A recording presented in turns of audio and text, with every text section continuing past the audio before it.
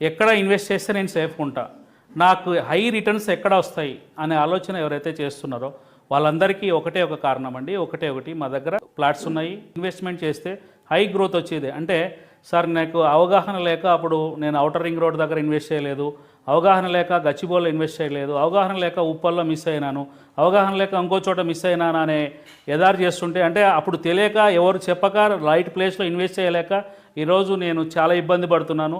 అప్పుడు ఇన్వెస్ట్ చేయనందుకు ఈరోజు ఓన్లీ చూసుకుంటూ తిరుగుతున్నాను. అవన్నీ కూడా చూస్తుంటే నేను ఇన్వెస్ట్ చేయలేననే బాధ ఉంది నాకు.